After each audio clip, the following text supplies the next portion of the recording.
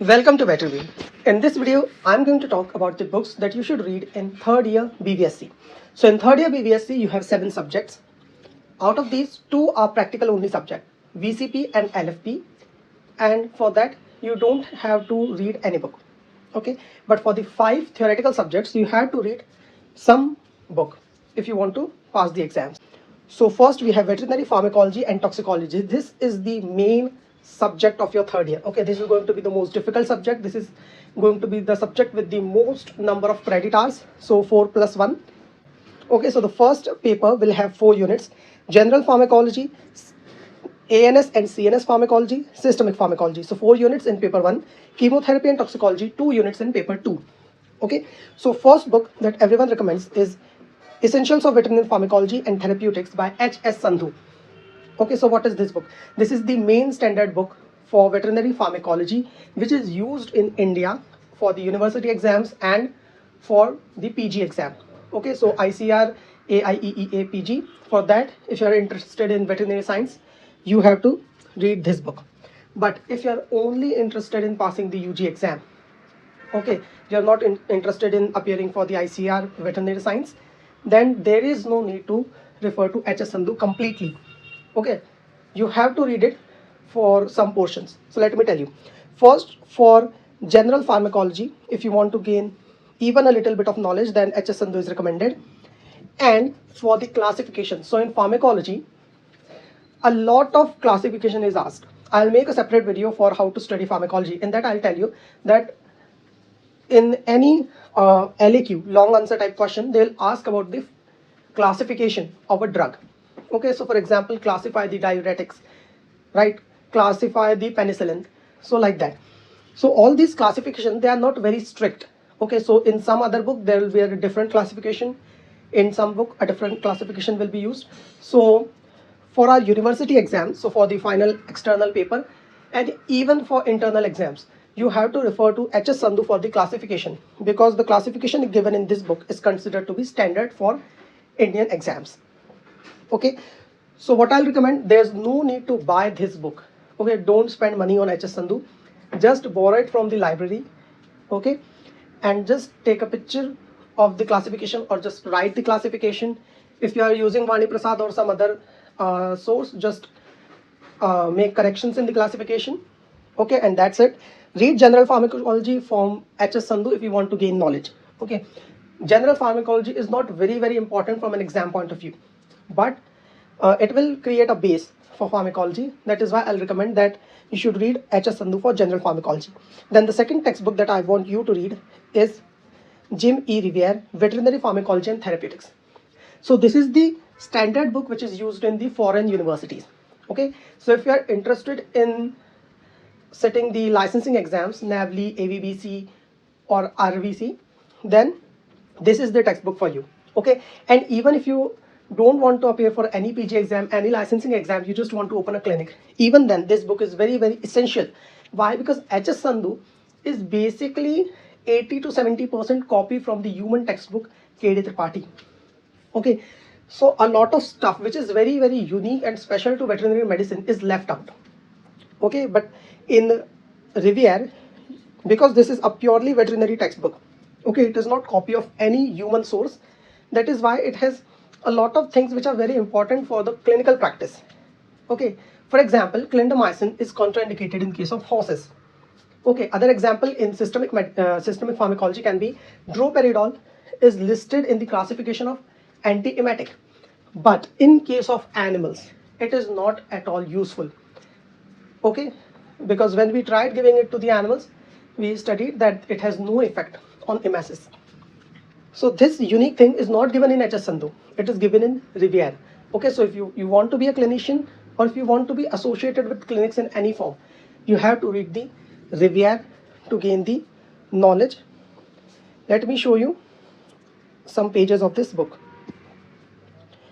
So this is the chapter sulfonamides and potentiated sulfonamides. So sulfonamide is a class of antibiotics. Okay, it is a folic acid antagonist. So first we have this introduction of sulfonamides, then the pharmacology, then mechanism action. So what you should study, because this is kind of big book and it can be overwhelming because it has a lot of data. So what you should read, first go for the introduction, then pharmacology is okay, but you don't need to read it. Okay, just go for the mechanism of action section. So in this section, as I've highlighted, there are some points and there's the table given for each mechanism of action in each chapter. Okay, so this is important from an exam point of view. So you should just highlight it or copy it in your notes if you are making them. Then write the mechanism of action and then clinical uses. So this is the most important section, clinical uses, because this is special to Revere. Okay, other sections you will find in other textbook like H.S. Sandhu and Vani Prasad, but the clinical uses, they are best given in Revere. Okay, because in H.S. Sandhu and Vani Prasad, first of all, they are not given. Some uses which are given are either taken from human medicine or they have been taken from veterinary medicine, but they are very old and not updated. Okay, so that is why clinical uses section you should read from Revere. Then these sections are also important. Pharmacokinetics, you don't need to study about any drug. Okay, so pharmacokinetics of any drug is not for you at UG level. Okay, you just need to be concerned with mechanism of action. You should be concerned with the classification and the uses. So you can just skip all this part. You should go for the uses of individual drugs and the side effects. Okay, so for example, in HS Sandhu, they'll just write crystal urea and then general side effects of the antibiotics. But in case of Revere, they'll talk about KCS, keratoconjunctivitis sicca, and hypersensitivity and hepatic necrosis and other issues which are seen in animals which are not mentioned in HS Sandhu. Okay, for that reason, I highly recommend that you should read Revere, Veterinary Pharmacology and Therapeutics. Then the main book, which is just for the exam purposes, is Synopsis of Veterinary Pharmacology and Toxicology by Vani Prasad and Kole. So this book is like the main textbook that you should read in third year for pharmacology for passing the exam. Okay, it has no knowledge, absolutely zero. The classification is in some chapters it is same as HS Sandhu, in some chapters it is different. So in those cases you should update the classification using HS Sandhu. Second thing, one pro that this book has over these two is that in HS Sandhu as well as Revere, they are textbooks of pharmacology only.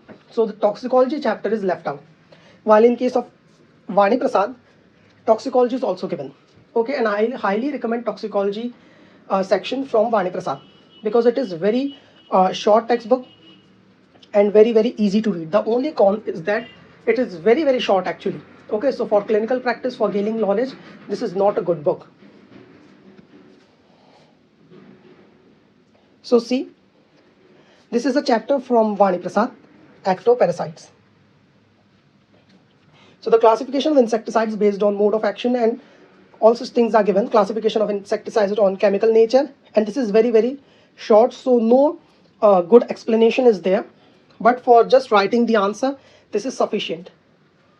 And we can compare it with Revere by going to the sulfonamide section. So this is the sulfonamide section in Vani Prasad and Kole. So you can see that a little bit of chemistry is there, classification is given, and then mechanism of action is given here. So for exam point of view, you just have to make this chart, right? And the principles are given, administration is given, but this is not very up to date.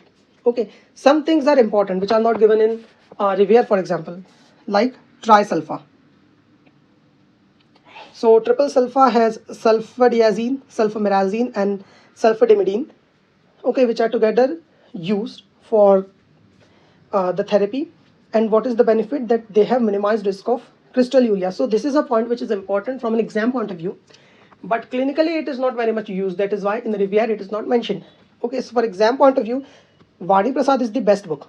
Okay, a lot of teachers will be against this, that Vani Prasad is not good, because for just gaining the knowledge, the content given in Vani Prasad is very less, right? You can read this book and see that the content is less, but you don't have so much time in the exam, okay, to write a very long answer.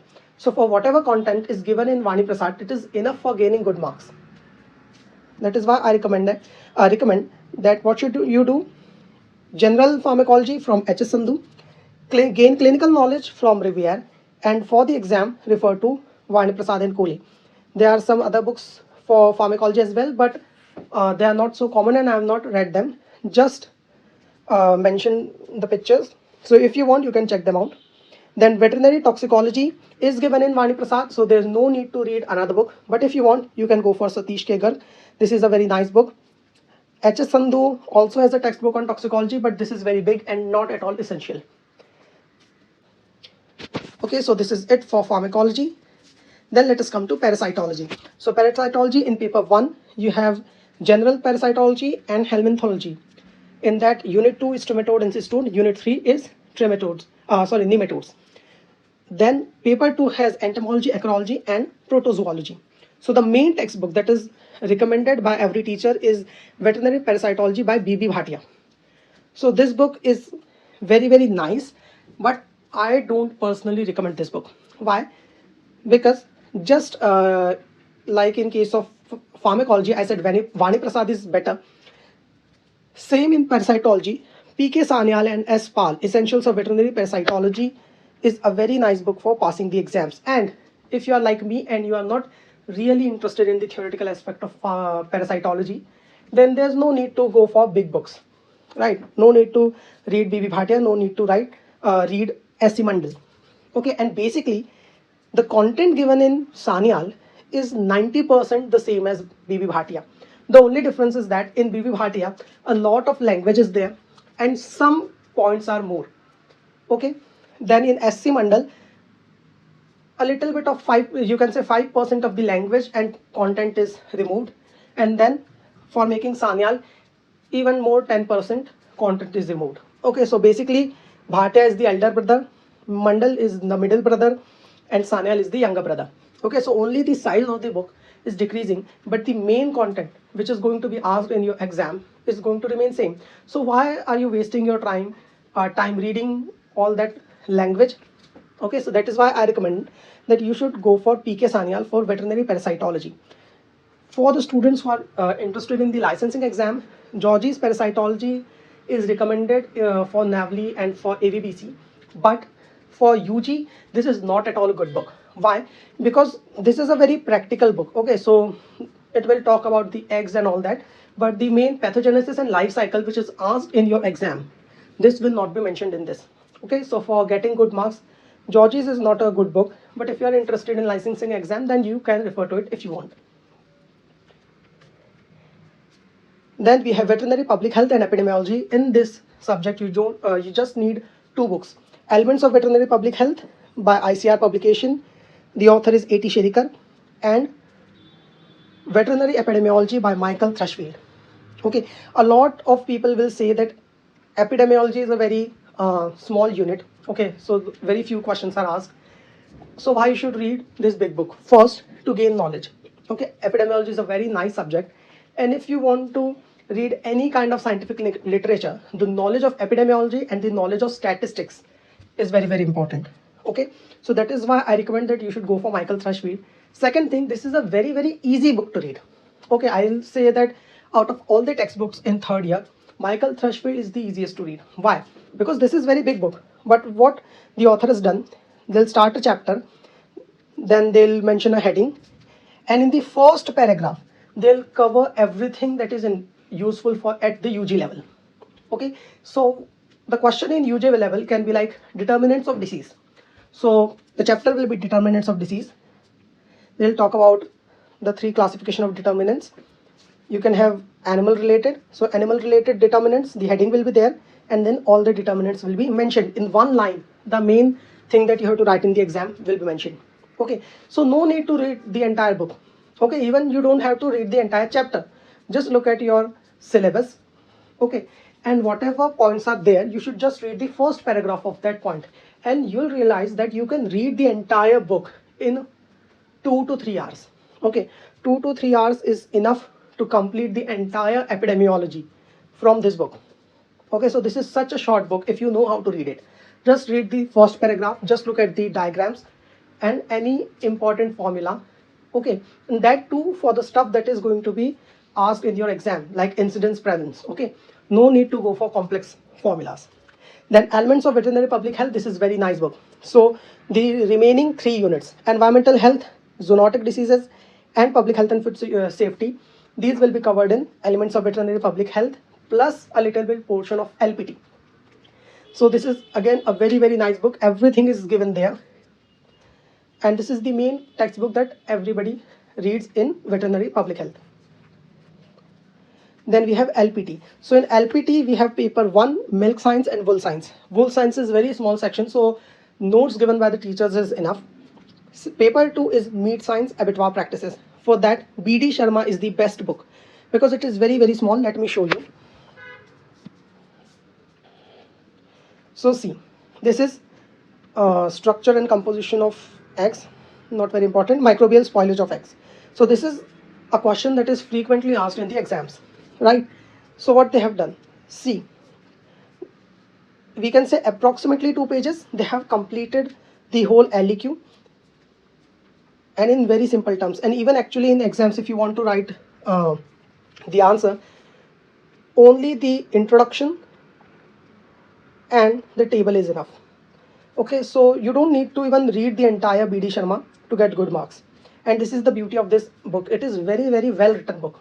Okay, it has just enough content to get good marks in the exam. Then preservation and maintenance of egg. This is also a very important question. So what they've done, see, I've highlighted the important points for the general consideration that you have to write. Then you have to go for the methods. So the individual methods are given and the content is very short. If you go for any other book, the wording will be very long. Okay, too many words will be there and it is not at all important. Why? Because LPT has the least amount of credit hours. Okay, it is just 2 + 1 and it is not very important subject from a clinical point of view. If you are interested in going for food safety, food inspection, then yes, you can focus on it. But for the average student, LPT is not on the top of their priority list, right? For that, I'll recommend that just read BD Sharma and this one book is enough. For milk science, Sukumar D is a book. But again, if you're not interested in LPT, then the stuff that is written in Elements of Veterinary Public Health, that is the textbook of veterinary public health, but it has a lot of content which is going to come in the exam of milk science. Okay, so you no need to read a separate book for milk science. Just refer to BD Sharma for the meat portion. Okay, Laurie's Meat Science is also a very famous book, but again, this is for the PG level or for those students who are very, very interested in meat science. Okay, for the average student, BD Sharma is just enough for LPT. There are 2 books, one for the abattoir and one for the meat science. Then at last we have the Animal Husbandry Extension Education. Again, in this chapter, just like LPT, a lot of books is not needed. Even I'll say that no book is needed for extension education. I didn't read any book. So the books which I read were BD Sharma for abattoir as well as meat science, Elements of Veterinary Public Health, then Michael Threshfield Veterinary Epidemiology, PK Sanyal, then Riviere, HS Sandhu just for the general pharmacology portion, and Vani Prasad and Kole for the systemic chemotherapy portion. CNS I read from Vani Prasad, HS Sandhu and Riviere, all 3. And toxicology from Vani Prasad and Satish Kegar. Okay, so these are the books which I personally read. Then coming back to extension education, book is not needed. Notes are enough. Okay, so let me show you some notes which I got from the internet.